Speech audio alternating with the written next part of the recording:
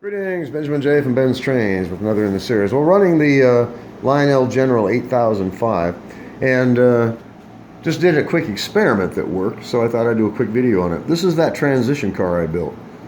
I added a tab and slot coupler that rotates on one end of this. So you either have the Lionel coupler or you can just rotate the truck and have a tab and slot coupler. Well, the nice thing about this is it allows you to couple Lionel to Marx, Marx to Lionel. It also allows you to use a tender as a piece of rolling stock. Now the tender does not have a coupler on it at all. It just has a slot where the drawbar goes on the locomotive. So you can just rotate this truck around, as you see, and you can couple it directly to the tender as a piece of rolling stock. As you see. Now, I've never been able to do this before. It works.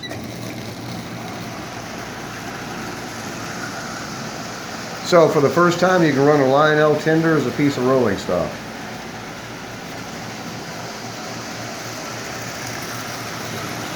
So, these transition cars come in handy. You know, they not only transition Lionel to Marx to Lionel, but you can use them for a lot of other applications as well. It's really simple to make it. It lasts forever, and it works.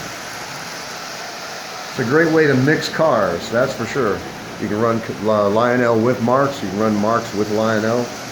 All you have to have is a transition car. And in this case, it allows you to run that tender as a piece of rolling stock, which you cannot do normally.